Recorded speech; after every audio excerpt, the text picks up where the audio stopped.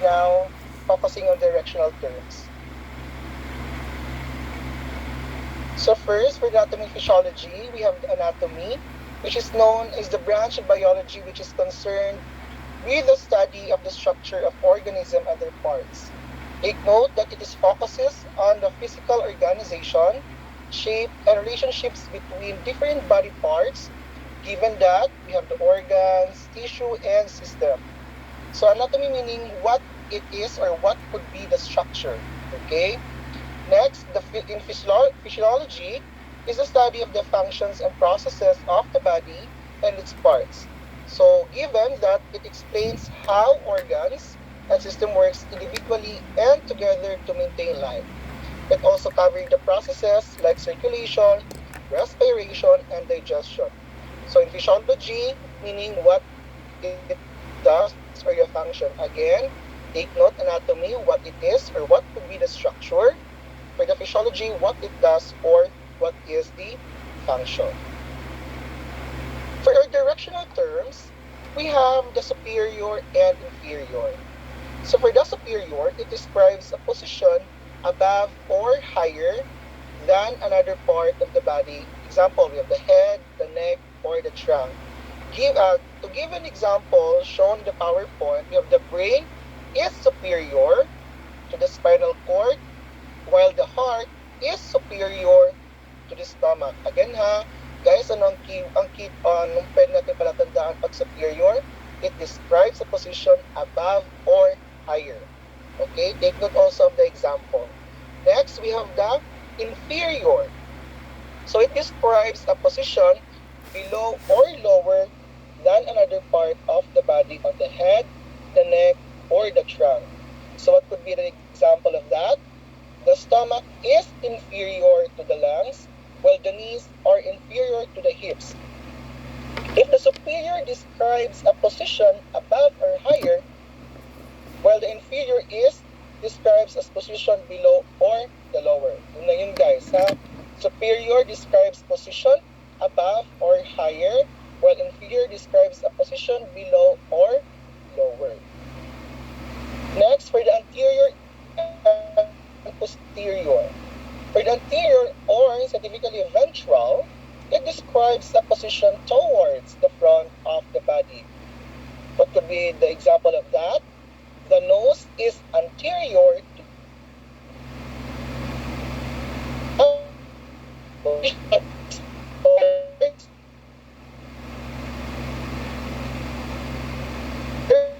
the breastbone is anterior to the spine. Okay. Next, we have the posterior or the dorsal.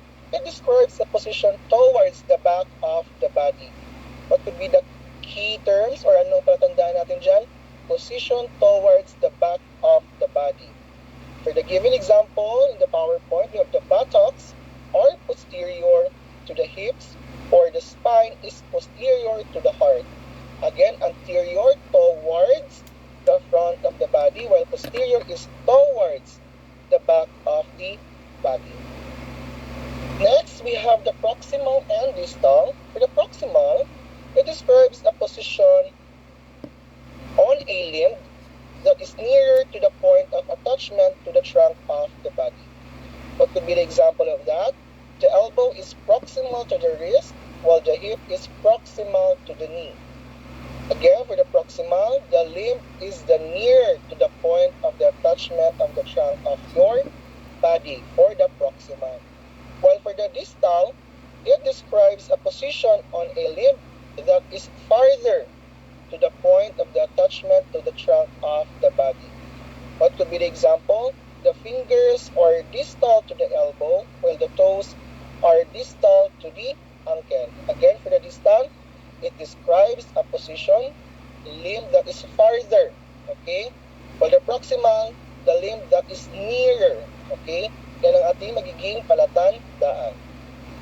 Next, we have the medial and lateral.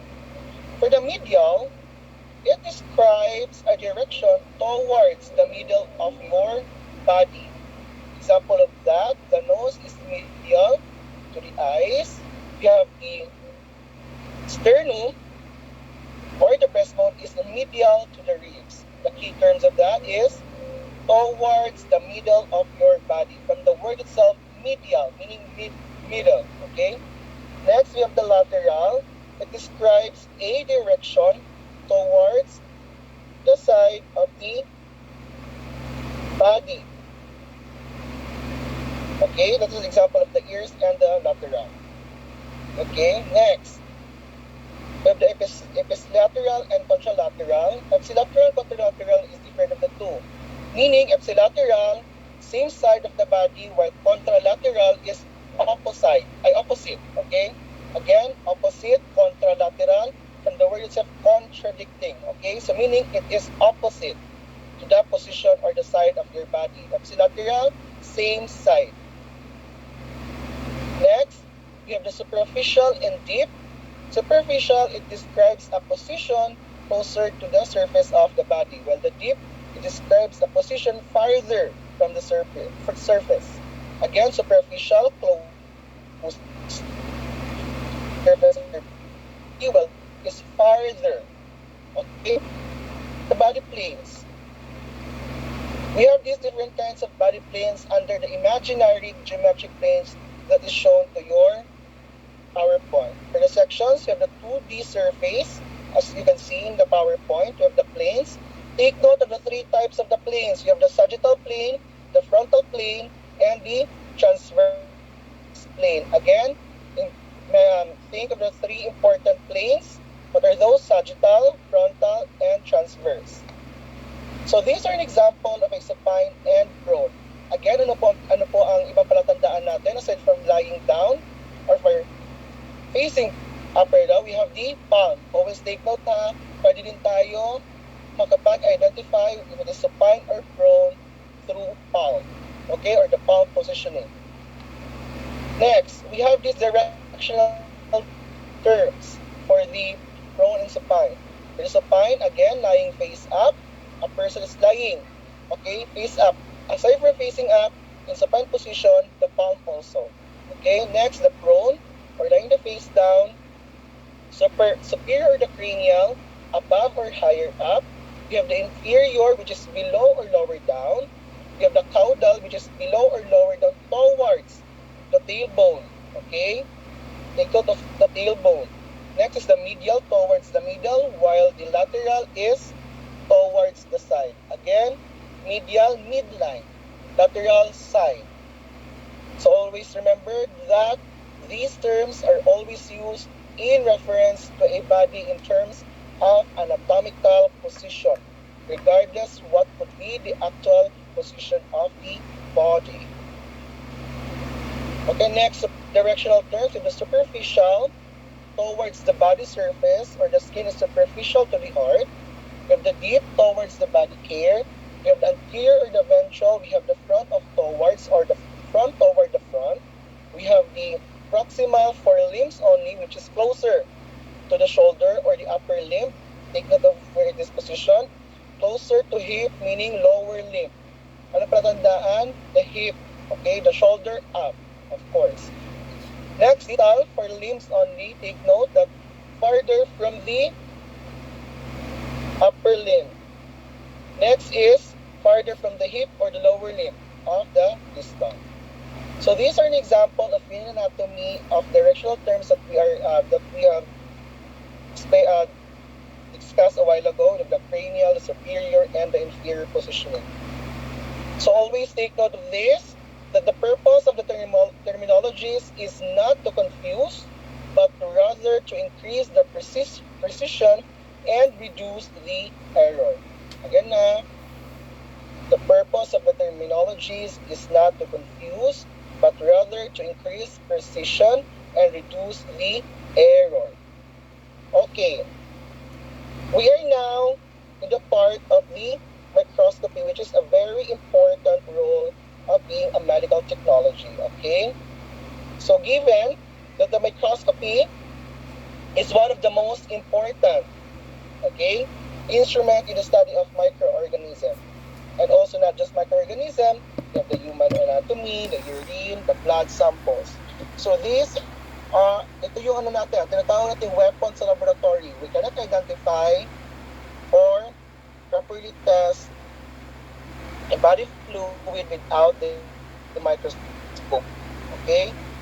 Next, for the microscopy, we have the bright field microscopy. Okay? This microscopy it explains the usage under the laboratory. In terms of human anatomy, the bright field microscopy is widely used in histology. Okay? Bakit po? Because histology po, even meaning it is a study of tissue. Okay? You cannot identify tissues by your naked eye. Okay? And also including the cytology, which is the cell. Okay?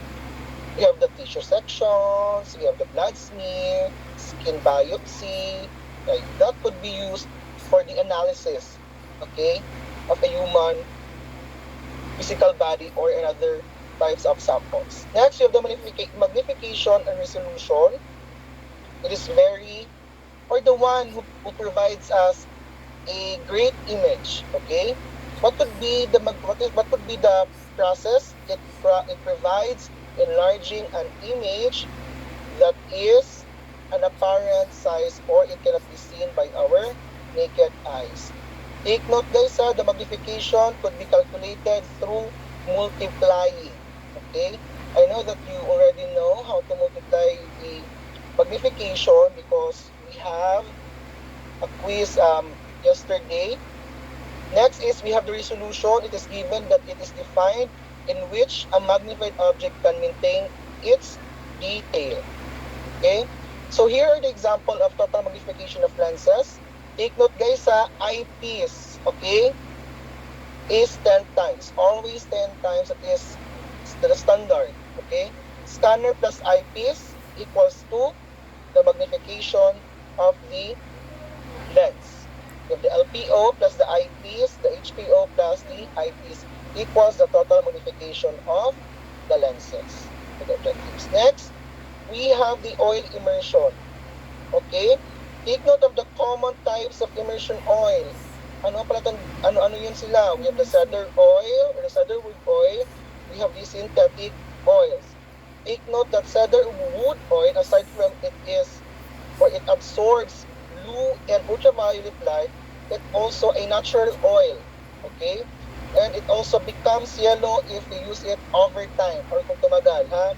Next, we have the synthetic or the type A and type B synthetic. Ano pinagkaiba po ni type A and type B? Si type A po is low viscosity synthetic oil, while si type B po is high viscosity. Sir, madali po ba silang matanggal? Ang pinakamadali po matanggal is si type A. Okay, why? It is easy to remove compared po kay type B, which is for prolonged observation. Okay? Example of use, ano-ano? Bacterial smear staining, blood smear examination, ganyan. We have of course, the histopathological studies. Next, for the contrast of the microscopy, take note that contrast, it makes the object stand out from the background, especially those almost transparent microorganisms. Take note that the phase contrast microscopy application, it also observes a living cell without stain. Okay? It also used in studying cell division, examining blood cells, and sperm cells. Okay? In, of course, clinical setting. In terms of staining naman, yan, negative stain, negative stain, gram staining, acid staining, phase contrast siya. Next, we have the dark field microscopy.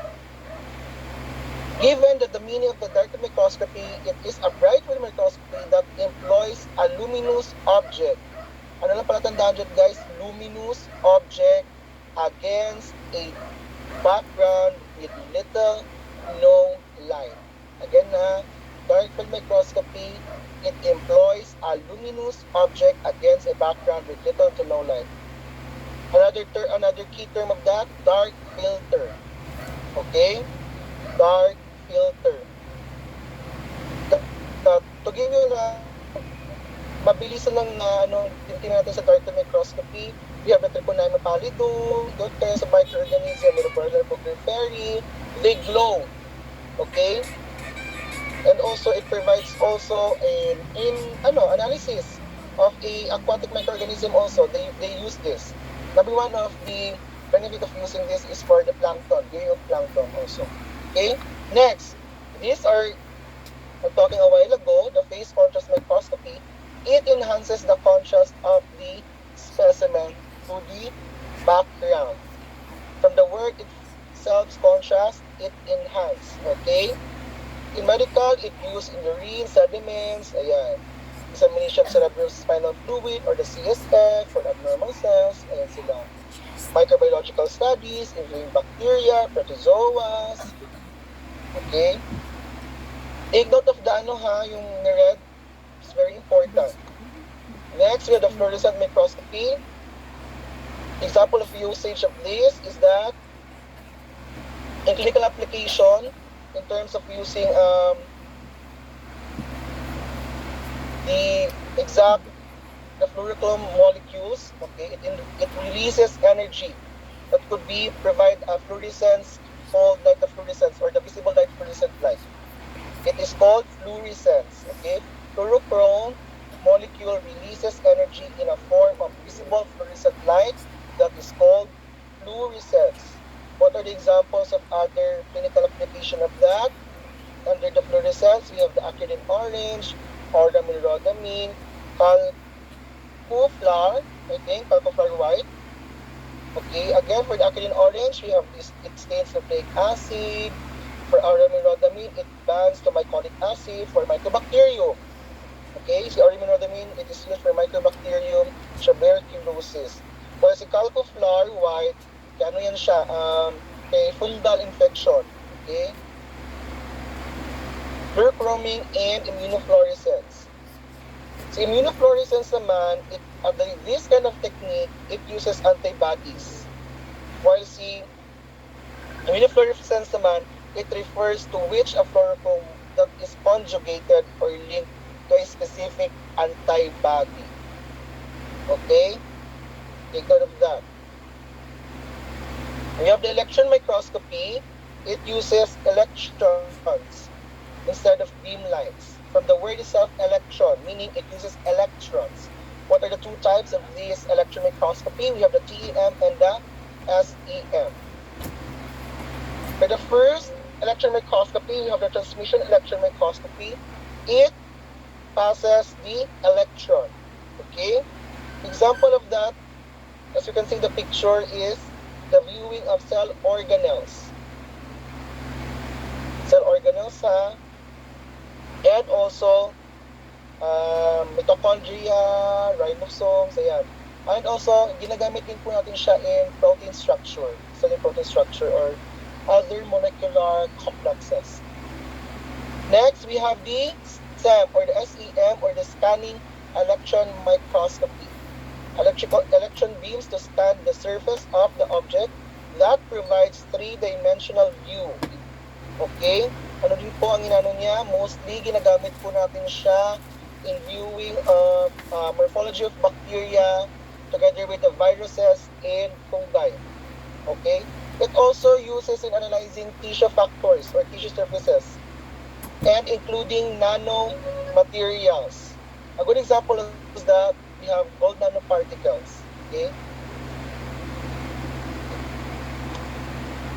Okay, next. These are example of microscopes. For the eyepiece, and you're familiar with these parts of microscope, the lens, that we look through usually with 10 to 15 times magnification. Yesterday, meron kayong naging confused nito sa inyo. Take note na 10 to 15 times magnification. We have the body tube, of course. It connects the eyepiece to the objective lens. The arm, the very important arm that supports the body tube. We have the base, kung saan natin inahawakan if we're going to transport the microscope into another table or any parts of the laboratory. We have the revolving nose piece. It is very important because dyan din po ang part natin o sila ang responsible in holding the objective lenses. Without revolving nose piece, you cannot view the organism that is presented to you. Next, we have the objective lens that three to 4 per microscope. Okay? And the very important, the stage. Then, to the stage click, attach the control knobs.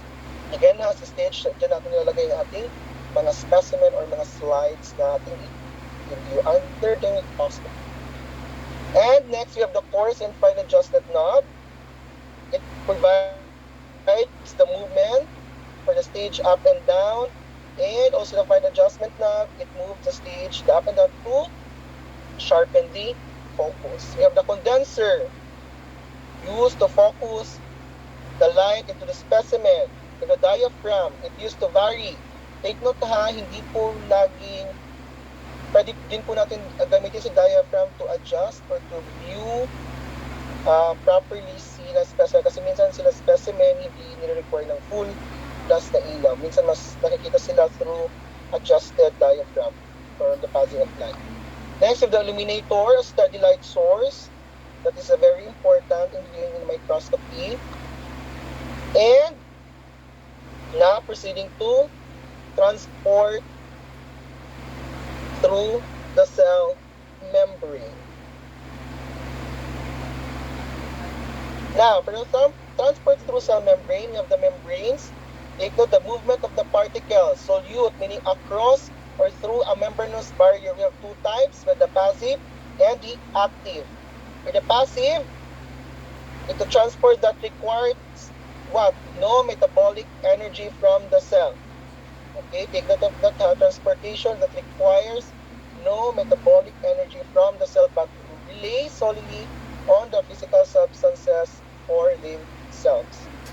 Next, for the diffusion, we have types of diffusion. We have the simple diffusion and facilitated diffusion. From the simple diffusion, we have the higher to lower concentration, whilst in facilitated diffusion, it requires assistance from the membrane proteins. Next, we have the osmosis, movement of water molecules. Ganun lang yun. Osmosis is the movement of water molecules from a solution with a high concentration of water molecule to a solution with a lower concentration of water molecule. Next, we have the active transport. What are those? We have the ion pumps, the exocytosis, and the endocytosis. Ano pinagkaiba ng tatlo? Si ion pumps, it is an ion channel that modulate in ion transport. Exocytosis is a process the cell move, okay, from within the cell into extracellular fluid.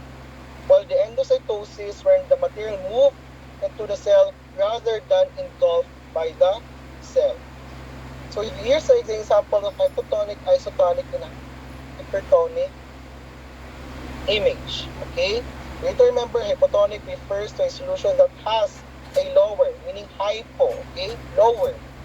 Isotonic refers to a solution that has the same potential osmotic pressure. Meaning siya yung parang neutral. Next, with the hypertonic, from the word itself, hyper, meaning higher. Again, hypo, lower, hyper, higher. So now we are having the epithelial cells. I think Sir Gerald will be discussing this part.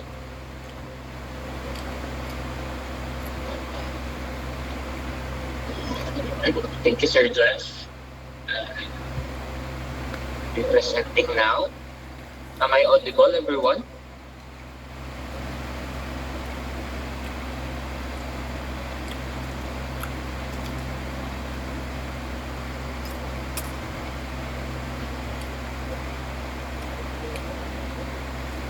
Okay, so can anyone or everyone see the screen that I am projecting?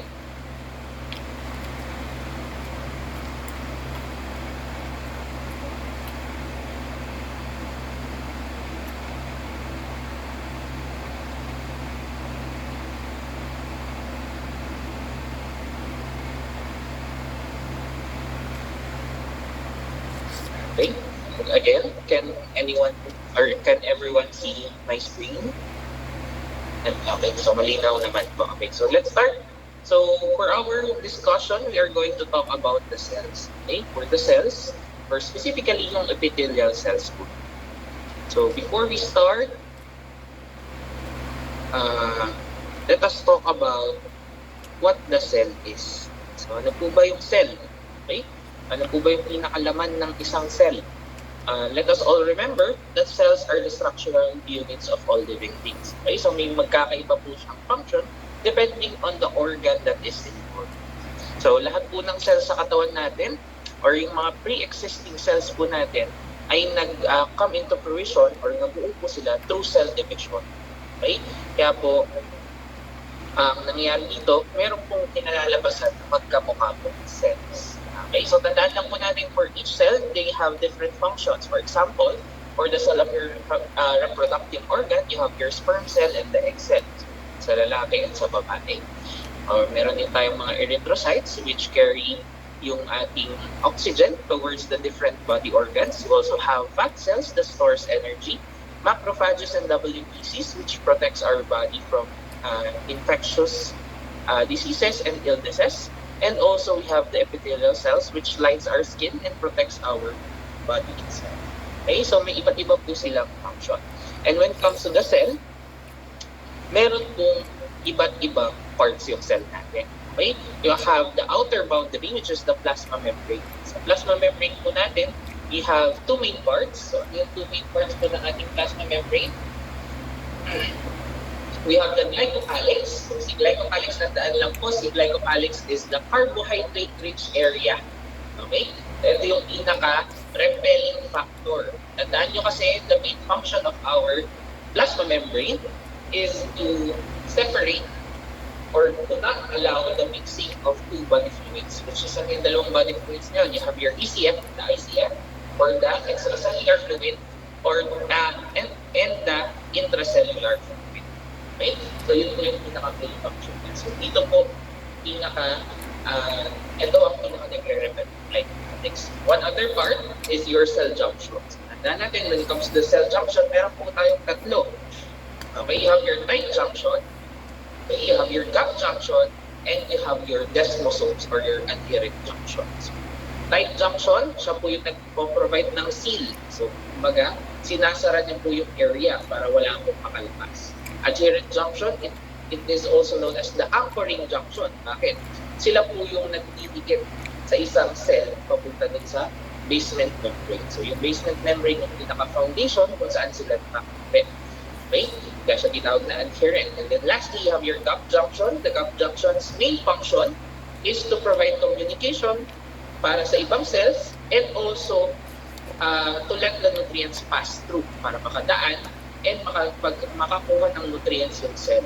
Okay? So yun po yung mga parts ng antiplasma. Great. Next, we have our cytoplasm. The cytoplasm po natin has three main parts. Okay? So meron silang three main parts. Yung cytosol, which is the liquid part. The organelle, which is the tiny organs that has different functions. And then lastly, the inclusion. Okay? So tandaan nyo lang ha, si cytoplasm, sa kanya po nakikita yung intracellular fluid. Okay? So intracellular fluid. So talaga sabi ko, si cytosol, anong pinaka-main function niya? Cytosol lang po, ito yung fluid part. It has no main function aside from keeping the organelles afloat para lumutang at hindi magbangga. Okay? Yung organelles natin, they have different functions depending dun sa pinaka-organelle. For example, you have your mitochondria. It is the powerhouse of the cell. So ito po yung nagpo-produce ng ATP. So it synthesizes ATP. Also have ribosomes. So ribosomes naman po, site for protein synthesis. You have your RER, so si RER naman po, sila po ay merong present po na ribosomes. Kaya po siya tinawag na rough endoplasmic reticulum. Sa pinaka-outer covering na, merong mga studs ng ribosomes, hence, nagpupukha siyang magaspa. So dito naman po sa RER, ang synthesis po is phospholipids. Okay? While for the smooth endoplasmic reticulum or the SER, ang nasa-synthesize naman po is cholesterol. Bakit cholesterol? Kasi lipid and steroids. So, pinagsama ng yung taba. Steroids forming lipid, which is choline, and steroid or steroid, which is cholesterol. Okay? Next, you have your Golgi apparatus. Golgi apparatus naman po packages and modifies po. So, Tulad nga ng sabi ko during the discussion, siya po si Shenzhen Packaging Center ng Shopee. Okay? So lahat po sa kanya dumadaan before it is packaged and then sent to the different areas of the cell that needs the certain proteins. Okay? So siya po yung nagpapackage especially for proteins. Okay? Aside from your Golgi apparatus, meron tayong peroxisomes used for detoxification. So, tinatanggal na yung harmful peroxide that can destroy the cell. You also have your lysosomes for internal digestion and yung mga structural proteins or yung mga structural units natin like yung microtubules, microfilaments, intermediate filaments, and yung parasites. Okay? And then lastly, sa cytoplasm, sabi ko, meron din tayong tinatawag na inclusions. Ano yung inclusions? Yung inclusions po are chemical substances that may or may not be present. Okay? Kaya tinawag na inclusions. Okay? Hindi siya importante kung kasama. Okay? Maminsan lang kung nasasama siya. Inclusions. And then lastly, you have your nucleus. So si nucleus, ito po yung organelle that has a specific function. So ano yung function ng organelle na ito? It is to control the process ng mismong cell. So lahat po ng process na nangyayari sa cell passes through the nucleus. Siya po yung nag-iisip kung ano yung dapat gawin. Kung mag-start naman ng metabolism, okay, mag-produce ng mga certain nutrients sa kanya po dahil. Okay? So it is usually located at the center, and pagdating sa nucleus, meron siyang 3 parts din. Okay? You have your nuclear envelope or the nuclear membrane. Same as the plasma membrane, ito po yung nag-act as a passageway. Okay? So, para hindi makapasok naman yung cytosol dun sa loob ng ating nucleus that contains also a liquid in the form of the nucleoplasm. So, si nucleoplasm na po yung liquid part ng ating nucleus. So, ito naman po yung pinaka-nagsususpend sa nucleolus. So, ano naman po yung nucleolus? So, nucleolus naman po, ito yung pinaka-center part. It contains yung pinaka-DNA ng ating cells. Okay? So, dito ine-extract usually yung the form of chromatin and chromosomes. Okay? So, nakakasunod pa naman po ba lahat? Okay pa? Okay pa po? Mabilis po ba? Hindi naman. Sakto lang. Okay, sakto lang. Okay? So next, let us proceed with the cell's life cycle. Okay? So tulad ng sabi ko, mainly or the main part of the cell's life cycle is in the interface. So ano po yung interface? Yung interface po, ito po yung cell's preparation stage for undergoing cell division. Sabi ko kanina, lahat ng cells sa katawan natin nag-undergo ng cell division. Okay? Lahat ng cells natin na present nakapag-undergo ng cell division. Okay? So interface, the interface has 3 main parts. You have your G1. Okay? Itong G1 po is specifically kung ang nangyayari nito yung cells po ay lumalaki. The cells undergo growing in regards or in preparation to cell division. Para pag naghati siya, hindi naman po siya liligit. Same size pa din ng cell. Second, you have your S phase, also known as the synthesis phase, kung saan nagsisynthesize ng DNA. So nagkakaroon ng DNA replication para pag naghati, hindi po kulang ang DNA. Third part is the G2. So G2, ito na po yung main preparation stage for mitosis. Okay, so yun po yung pinaka-phase ng ating interface, G1, S, and G2. Doon po sa ating cell division stage, so depende po yan sa cell division natin. Kung yan ay reproductive cells, meiosis po ang cell division. Okay? Iba po yung kinalalabasan na daughter cells and yung number of DNA. Okay? Yung number of chromosomes. Pag other cells naman po, aside from the reproductive cells, mitosis naman po yung nangyayari. So, paano naman yung sa mitosis? Bukod pa rin po yung tissue. So, later, i-discuss ko. Okay? So, doon sa ating cell division, meron tayong tinatawag na PMAT phase. Ano yung PMAT na yun? Prophase, metaphase, anaphase, and telophase. Okay? Sa prophase po, anong nangyayari? Sorry. So, sa prophase po, ang nangyayari, yung centrioles po, usually nagpe-prepare na po or nagla-line up na po papunta sa okay, para mag-start na po ng division. Okay? So, nag-start na sila ng doubling para sa cell division. Then, next, you have your metaphase. So, sa metaphase, ano naman po yung ginagawa sa metaphase? Sa metaphase po, ang nangyayari, nag-start na po sila nandun na sa gitna para pag naghati, even yung paghati.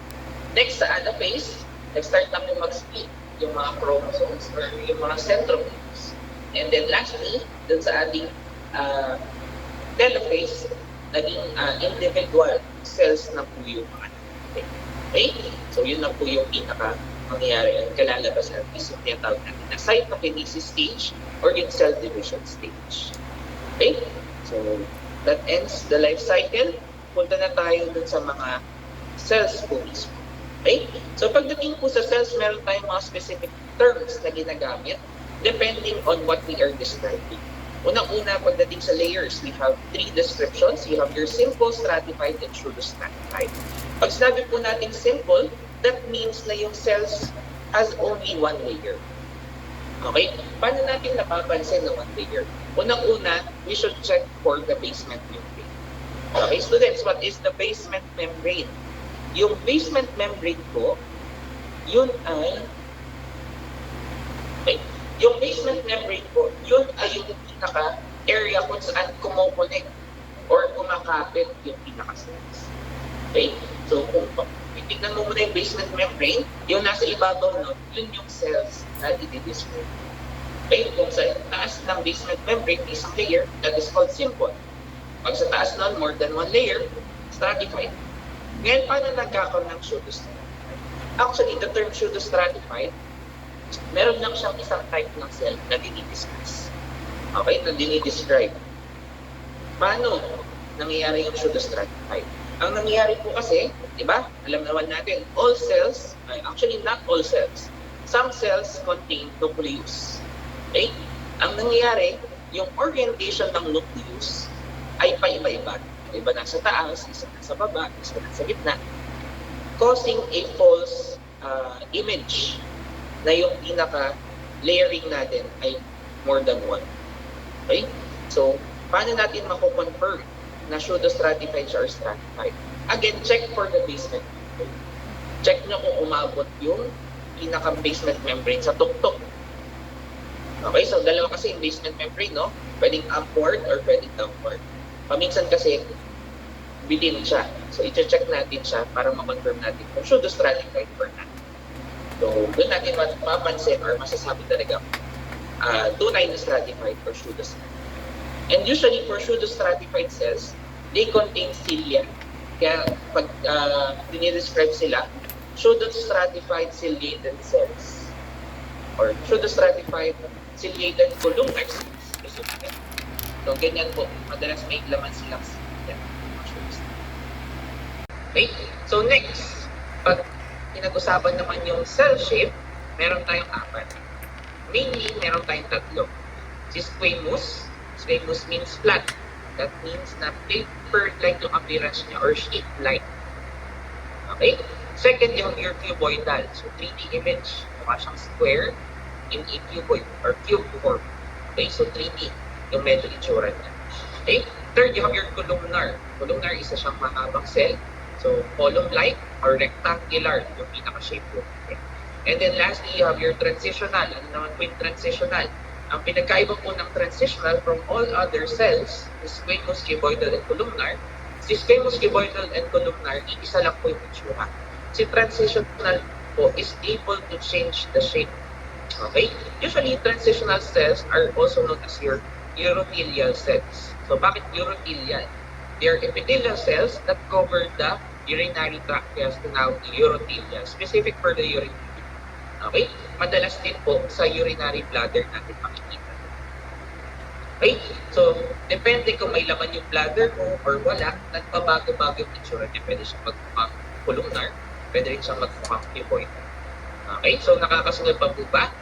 So, this is our example. So, sabi ko nga kanina, meron tayong basal surface o yung pinaka-basal membrane or basal cell kung saan po nakakabit yung pinaka-cell. So for example, here, from our basal surface, meron lang pong isang layer. na nakakabit. So yan po, i-describe natin as simple. Ngayon yung itsura niya is not cuboidal, it's not columnar, sheet-like, flat-like. So di-describe natin siya as squamous. Next, stratified.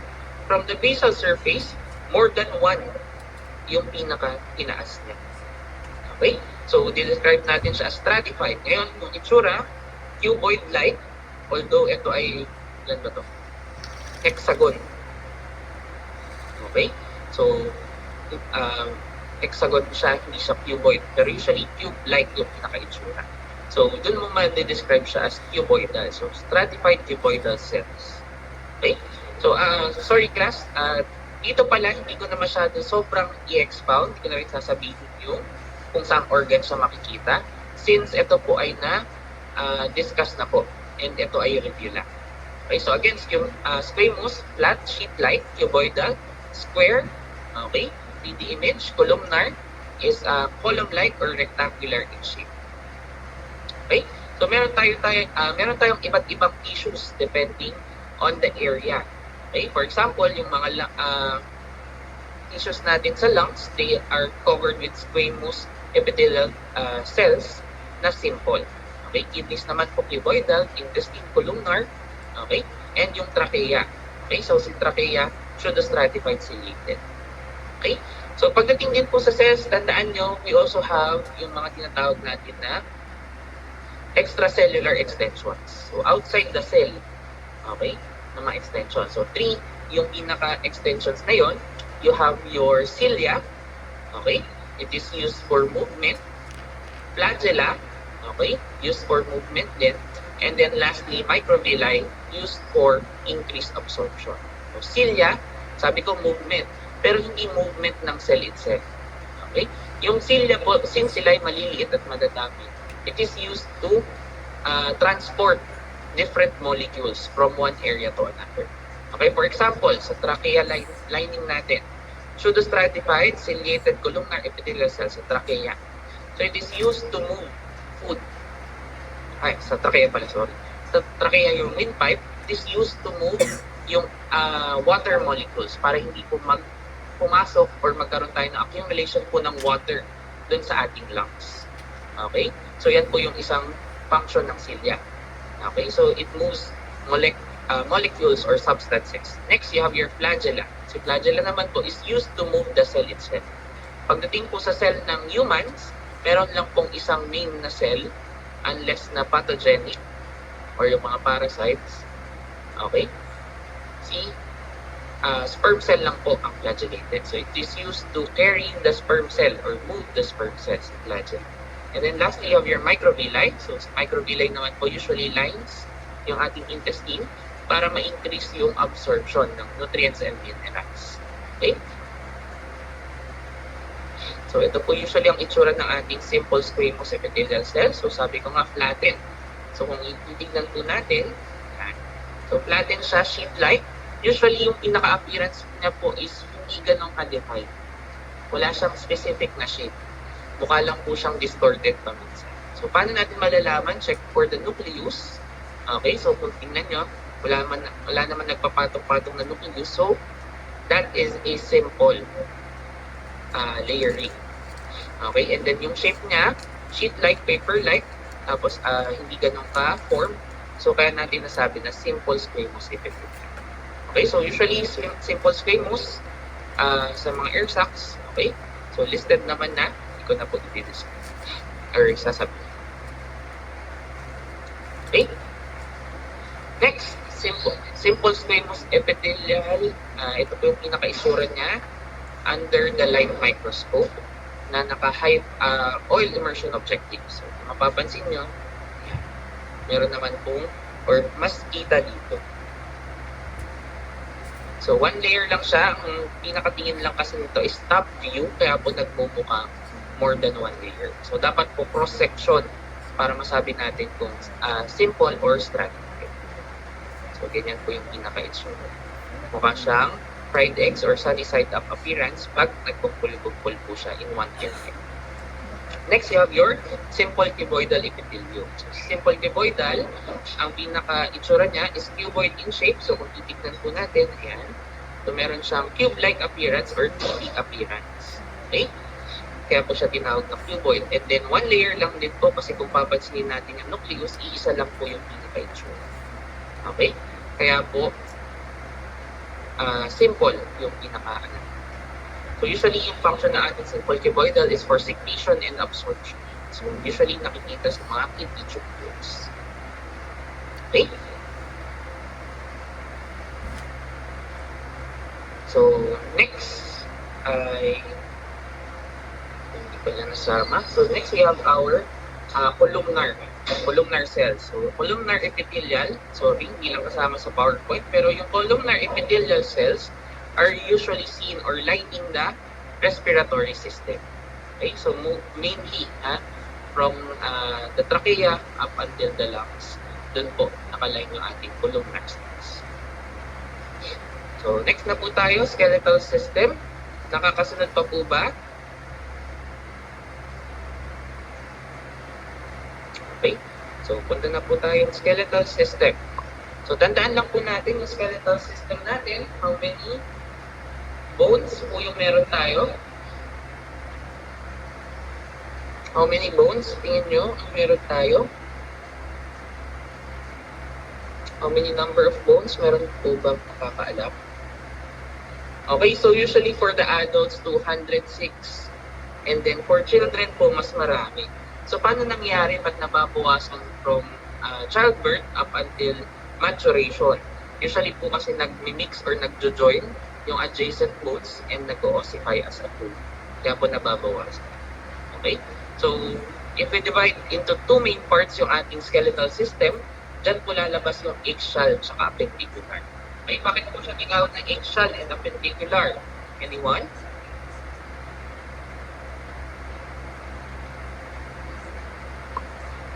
Bakit siya tinawag na axial? Wala. Hindi ako nangalang ulit. Pag sabi natin axial, ang ibig sabihin po niya, ito po yung pinaka-center. Okay, center line or yung core. And it provides the structural support. So siya yung pinaka-nag-hold sa katawan. Okay, so sino yung center? You have your, for the axial, madami. Meron tayong total ng 80 bones. Pero mainly, yung skull, spine, ribs, and sternum. Yung ating main parts. Okay?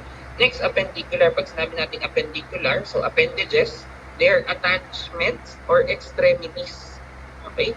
So, hindi siya part ng main body kasi tinawag na appendicular.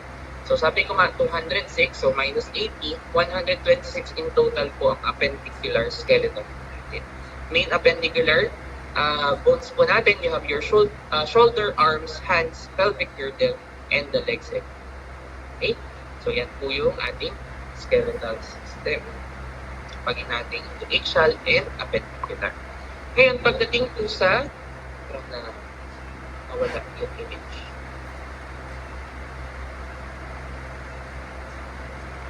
Sorry. Wait lang po.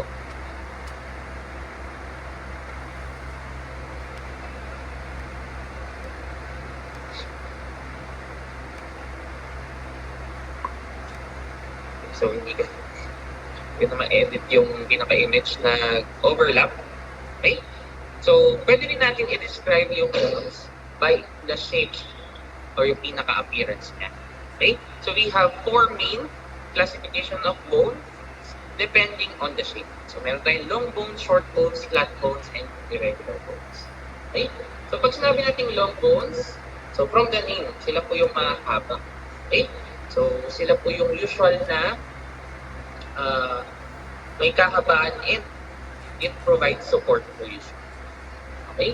So, hindi po mainly movement or on support of yung pinaka-function. So, sino-sino ang long bones natin? Your femur, tibia, fibula, humerus, meniscus, and okay? But sometimes, since meron silang joints, pwede rin silang pag-undergo. Second, you have your short bones. So, pagdating sa short bones, sila po yung ating dulo-dulo ng extremities. Okay? Dulo-dulo, like your carpals and your tarsals. Okay? Yung mga phalanges natin, metacarpals, tarsals, and carpals. Yan po yung ating dito. Yan po yung ating short bones. Okay? Next, you have your flat bones. So, flat bones naman po, usually, sila po yung ating mga bones na from the knee, flat. Okay? So, included po dito yung skull, sternum, and yung scapula. Tandaan lang po natin, usually for long bones po, anong meron dito? Ang long bones po natin usually contains the marrow. Okay? In the form of yellow marrow. So, mainly, ang pinaka-function po talaga ng ating long bones is to store fat or energy. Okay? Sa flat bones naman po, meron din po silang storage po ng marrow, but mainly red marrow po yung ini-store nila. So, for hematopoiesis, sila po yung pinaka-responsible. Okay? So, ang hematopoiesis, ito yung formation po ng ating blood or red cells. Okay? And then lastly, you have your irregular bones. Pag sinabi natin irregular bones, yung shape nila is indescribable. Meron silang part na medyo flat or meron silang mga part na irregularities. So mainly for our irregular bones, dyan po pumapasok yung ating spine or yung ating vertebra. Okay? Pati na yung ating pelvis o yung pelvic deltoids. So medyo unique yung pinaka-itsura. Okay? Next, you have the parts of the bone. Okay? Pagdating sa parts ng bone, we have 5 main parts. Okay, you have your epiphysis. Pag sinabi natin epiphysis, it is located at the end of the bone. Usually, ito yung bago mag-cartilage. Okay? Are you familiar with the structure ng leg ng chicken? Pag kumakain kayo sa Jollibee o kaya sa McDo. Diba? Merong white part, that is the cartilage. Under that white part, yun po yung epiphysis. So, ano yung epiphysis? It is the growing end. Okay? Paano nag-grow ang isang bone? Yung cartilage na present dun sa atin, eventually will ossify. Okay? During the ossification process, magiging extended yung bone natin. So, yun yung magiging part na bagong epiphysis. Tapos ang epiphysis, bababa siya ng konti, will become the metaphysis. Yung patapos na yung ossification, mag-occur din. Okay? Next, you have your diaphysis. Ano naman po yung diaphysis? Diaphysis is the center o yung pinaka-shaft or the main body ng ating bone. Okay? So, ito po yung pinaka main body or main part. So, wala na nangyayari dito. Ito na po yung parang mature part po ng ating bone. Third, you have your perosteum. Ano yung perosteum? Ito po yung parang skin or covering ng ating bone. Okay? Diba? Paminsan makikita natin yung bone natin. Para siyang may film. Lalo pag may niluto pang manok, tapos nakain mo, meron siyang parang plastic na area na makina. So that is your perosteum. Fourth, you have your medullary cavity. Yung medullary cavity naman po, it is a cavity or a space within the shaft or the diaphysis. Dito naman po natin makikita yung pinaka-marrow. Okay? So, dito po na-store yung pinaka-marrow. And then, lastly, you have your endosteum. So, kung outside, merong perosteum for the lining, syempre sa loob, meron din dapat na lining, which is yung endosteum. So, ito yung pinaka-nagla-line dun sa medullary cavity. So, tandaan nyo lang din, pagdating po sa bones, meron tayong iba't ibang type. Meron din tayong tinatawag na spongy bone. Pag sinabi natin spongy bone, that means po na yung pinaka-itsura niya is not solid. Okay? So, ano yung sabihin ng hindi solid? Meron siyang parts po na parang putas-putas. Kaya siya tinawag na spongy. Okay? So, aside from spongy, meron pa ba na type ng bone? Okay, tandaan niyo lang pala ha, spongy is also known as cancellous or trabecular. Okay? That means na may mga spaces. And aside from spongy, syempre, kung may spongy or merong putas-putas na solid yung loob niya, you have the compact bones. Compact isang buong bones. Okay? Next, we have the joints. Okay? So, kung bones, syempre, si bones, aside from providing support, they also has movement. Ulit na nasabi ko, diba? Long bones has joints, they have movement. But not all joints have the exact same amount of movement. Okay? So, depende po sa joint yung pinaka-movement niya. First, you have your synarthrosis. So ano yung synarthrosis? Pag sinabi natin synarthrosis, these are joints that are not capable of any movement. Hindi po siya nakakagalaw. Okay? So saan po natin siya makikita na joint? Sa pinaka-cranium or utak. Ay, utak tuloy. Sa ulo. Sa skull po natin. Okay? Meron dun sa skull natin, meron tayong makikita parang mga spaces na parang tinahik or ang tawag ay suture. Okay? So it is not capable of moving. Nakakatakot naman, no? Kung yung skull natin gumagalaw. Diba? Kaya synarthrotic joint po ang tawag doon. Next, you have your amphiarthrosis.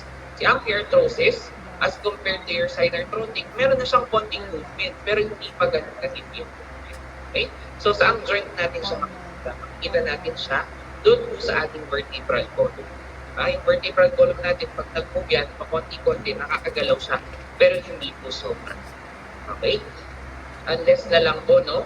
Kung part ka ng sex bomb, siguro medyo makapapog ka pa ng konti yung ating mga spine. Okay? And then lastly, you have your diarthrosis or diarthrotic joint. So ito po yung grabe na yung movement, more than 90 degrees yung kayang igalaw. So yun po yung tinatawag natin na diarthrotic movement. Okay? So malalaki yung movement or yung pinakagalaw. So next, we have the vertebral column. So vertebral column is made up of 4 curvatures. Okay? You have your cervical, thoracic, lumbar, and sacral. Okay? So total of 4. And bakit kaya sa tingin nyo curve? Kasi kung straight line yan, magiging fragile yung ating spine. Okay?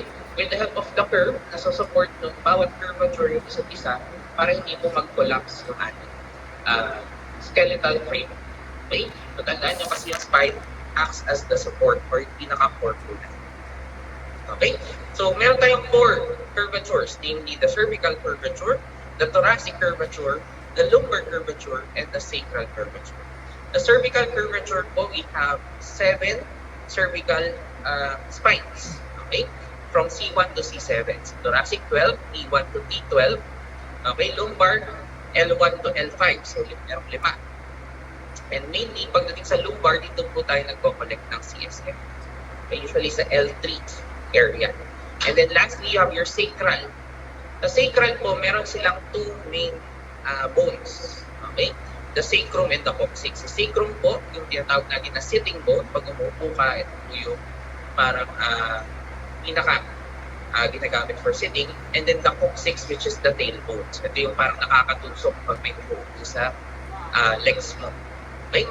So, coccyx. Mainly, yung sacrum natin is made up of 5 combined bones. And then yung coccyx natin, pwedeng 3 to 5. So, bakit magkaiba?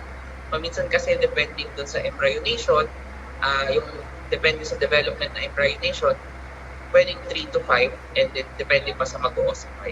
Kaya pagdating sa sacral curvature, 8 to 10 po siya ito. Okay? And then lastly, we have the pelvis. So si pelvis po is made up of the ilium, pubis, and the ischium mainly, and then yung sacrum and coccyx. Okay? So doon sa makikita nyo, yung kulay red po na part, that is the ilium. Mainly, tawag din po sa kanya is the pelvic girdle.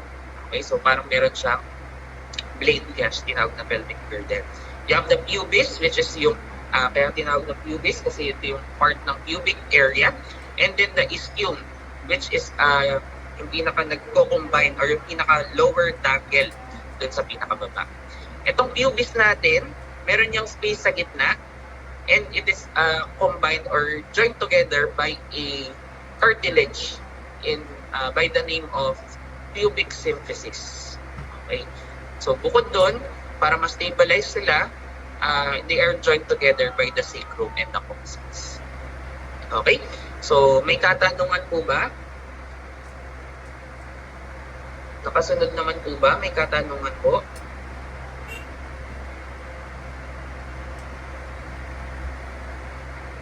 Walang katanungan. So with that, we end our lecture for the prelim or the review or study first. Okay, so thank you everyone. Hope you were able to take something from our lecture.